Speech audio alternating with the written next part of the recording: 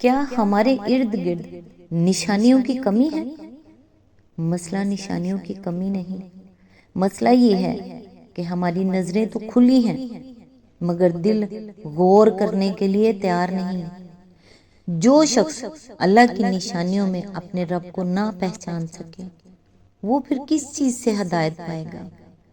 کبھی سوچا ہے کہ آسمان، زمین، رات اور دن، بارش، سمندر اور ہوائیں ہر روز ہمیں کیا پیغام دے رہی ہیں؟ ہمارے ارد گرد بہت ساری چیزیں، بلکہ ہر چیز ہمارے ارد گرد اللہ تعالیٰ کے معجزے، اللہ تعالیٰ کی نشانیاں جو ہم روز دیکھتے ہیں، اگر اس سے بھی ہدایت نہیں پائی تو پھر کیا؟ السلام علیکم۔ آج انشاءاللہ سورہ البقرہ کی آیت نمبر 164 سے سٹارٹ کریں گے۔ اس کا ترجمہ اور تفسیر تفہیم القرآن سے بیان کروں گی جو اہل سنت جماعت کے لیے ہے۔ ان آیات میں اللہ تعالیٰ اپنی قدرت کی عظیم نشانیاں بیان فرماتے ہیں اور پھر ان لوگوں کے انجام کا ذکر فرماتے ہیں جنہوں نے اللہ کے بجائے دوسروں کی اندھی پیروی کی۔ اعوذ باللہ من الشیطان الرجیم، بسم اللہ الرحمن الرحیم۔ اس حقیقت کو پہچاننے کے لیے اگر کوئی نشانی اور علامت درکار ہے تو جو لوگ عقل سے کام لیتے ہیں ان کے لیے آسمانوں اور زمین کی ساخت میں رات اور دن کے پہم ایک دوسرے کے بعد آنے میں، ان کی کشتیوں میں جو انسان کے نفع کی چیزیں لیے ہوئے دریاؤں اور سمندروں میں چلتی پھرتی ہیں، بارش کے اس پانی میں جسے اللہ اوپر سے برساتا ہے، پھر اس کے ذریعے سے زمین کو زندگی بخشتا ہے اور اپنے اسی انتظام کی بدولت زمین میں ہر قسم کی جاندار مخلوق کو پھیلاتا ہے، ہواؤں کی گردش میں اور ان بادلوں میں جو آسمان اور زمین کے درمیان تابع فرما بنا کر رکھے گئے ہیں۔ بے شمار نشانیاں ہیں۔ اس کی تفسیر ہے یعنی اگر انسان کائنات کے اس کارخانے کو جو شب و روز اس کی آنکھوں کے سامنے چل رہا ہے محض جانوروں کی طرح نہ دیکھے بلکہ عقل سے کام لے کر اس نظام پر غور کرے اور ضد یا تعصب سے آزاد ہو کر سوچے تو یہ آثار جو اس کے مشاہدے میں آ رہے ہیں اس نتیجے پر پہنچانے کے لیے بالکل کافی ہیں کہ یہ عظیم الشان نظام ایک ہی قادر مطلق حکیم کے زیر فرمان ہے۔ تمام اختیار و اقتدار بالکل اسی ایک کے ہاتھ میں ہے۔ کسی دوسرے کی خود مختارانہ مداخلت یا مشارکت کے لیے اس نظام میں ذرہ برابر کوئی گنجائش نہیں، لہذا فی الحقیقت وہی ایک خدا تمام موجودات عالم کا خدا ہے، اس کے سوا کوئی ہستی کسی قسم کے اختیارات رکھتی ہی نہیں کہ خدائی اور الوہیت میں اس کا کوئی حصہ ہو۔ اس آیت سے سبق یہ ملتا ہے کہ کائنات کا ہر ذرہ ہر ذرہ اللہ کی قدرت، حکمت اور وحدانیت کی گواہی دے رہا ہے۔ آسمان، زمین، رات، دن، بارش، ہوائیں اور سمندر سب اللہ کی نشانیاں ہیں۔ صرف دیکھنے والی آنکھ ہونی چاہیے۔ آنکھیں کھولیں، دل کھولیں، روزانہ اپنے ارد گرد کی نعمتوں اور نشانیوں پر غور کرنے کی عادت بنائیں۔ جو شخص اللہ کی مخلوق میں غور کرتا ہے اس کا ایمان مضبوط ہوتا ہے۔ آیت نمبر 165 مگر وحدت خداوندی پر دلالت کرنے والے ان کھلے کھلے آثار کے ہوتے ہوئے بھی کچھ لوگ ایسے ہیں جو اللہ کے سوا دوسروں کو اس کا ہمسر اور مد مقابل بناتے ہیں اور ان کے ایسے گردیدہ ہیں جیسی اللہ کے ساتھ گردیدگی ہونی چاہیے، حالانکہ ایمان رکھنے والے لوگ سب سے بڑھ کر اللہ کو محبوب رکھتے ہیں۔ کاش جو کچھ عذاب کو سامنے دیکھ کر انہیں سوجنے والا ہے وہ آج ہی ان ظالموں کو سوجھ جائے کہ ساری طاقتیں اور سارے اختیارات اللہ ہی کے قبضے میں ہیں، اور یہ کہ اللہ سزا دینے میں بھی بہت سخت ہے۔ یہ قرآن ہے، باتیں نہیں، کہانیاں نہیں ہیں، یہ کوئی دوسری عام بکس میں سے سٹوری نہیں سنائی جا رہی، یہ قرآن ہے۔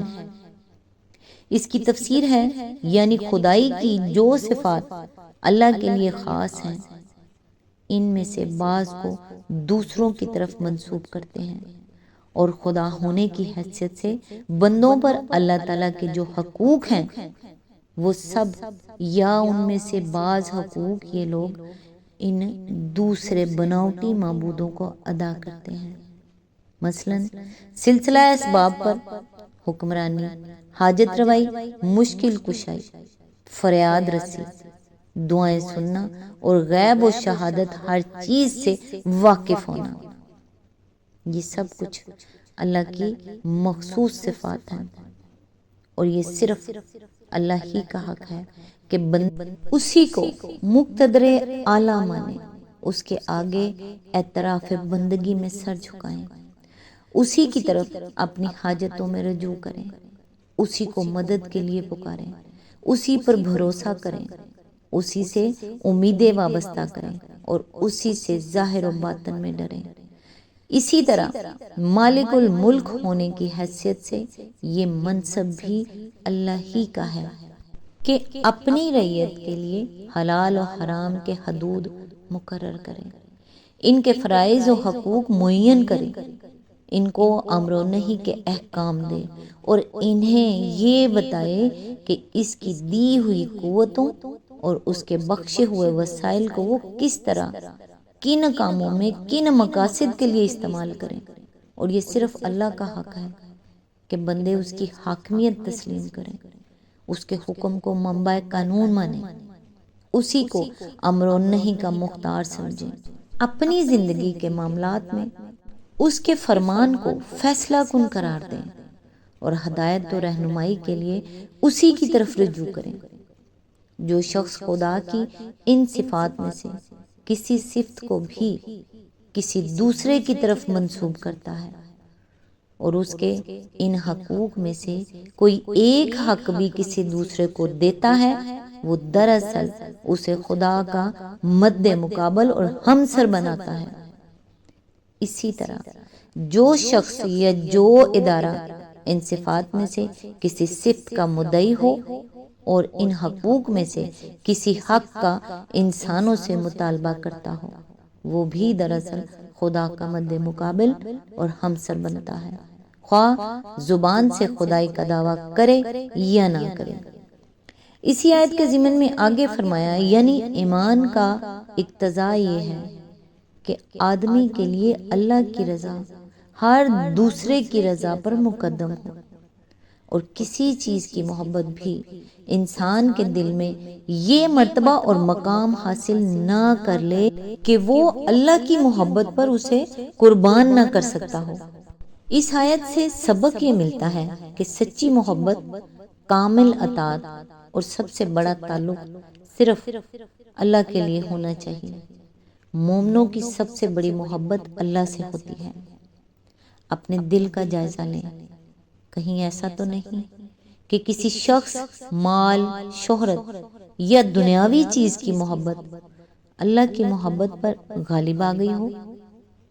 آیت نمبر 166، جب وہ سزا دے گا اس وقت کیفیت یہ ہوگی کہ وہی پیشوا اور رہنما جن کی دنیا میں پیروی کی گئی تھی اپنے پیروں سے بے تعلقی ظاہر کریں گے، مگر سزا پا کر رہیں گے، اور ان کے سارے اسباب و وسائل کا سلسلہ کٹ جائے گا۔ یہ آیت ہمیں بتا کیا رہی ہے کہ قیامت کے دن گمراہ لیڈر، سردار اور رہنما، جو اپنے آپ کو دنیا میں رہنما کہتے ہیں، جو لیڈران ہیں، اپنے پیروکاروں سے لا تعلقی اختیار کر لیں گے۔ یہ جو پیر صاحب ہیں، یہ جن سے آپ دعائیں کرواتے ہیں، یا جن کے پاس جا کے آپ دعائیں کرواتے ہیں، یا جن جگہوں پہ جا کے آپ منتیں اور مرادیں مانگتے ہیں، وہ سب آپ سب لوگوں سے لا تعلقی اختیار کر لیں گے۔ کسی شخصیت، عالم، لیڈر یا معاشرے کی اندھی تقلید نہ کریں، ہر بات کو قرآن و سنت کے معیار پر پرکھیں، کیونکہ قیامت کے دن ہر شخص خود جواب دہ ہوگا۔ آپ نے جو کیا اس کا جواب میں نہیں دوں گی، نہ وہ مجھ سے پوچھا جائے گا، نہ ہی آپ کے وہ پیر، وہ لیڈر، وہ سردار دیں گے۔ تو اپنے لیے بہتری ڈھونڈیں، قرآن پڑھیں، قرآن و سنت سے سبق حاصل کریں۔ اب تو وہ دور ہی نہیں رہا کہ یہ انگلش میں ہے یا عربی میں ہے تو پڑھا نہیں جا رہا۔ کسی کو انگلش نہیں آتی تو اردو میں پڑھو، کسی کو عربی نہیں سمجھ آتی تو اردو میں پڑھو۔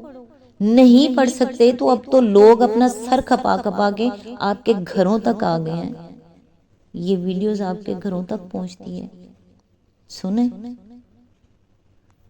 حدیث مبارک، رسول اللہ صلی اللہ علیہ وآلہ وسلم نے فرمایا، عقل مند وہ ہے جو اپنے نفس کا محاسبہ کرے اور موت کے بعد کی زندگی کے لیے عمل کرے۔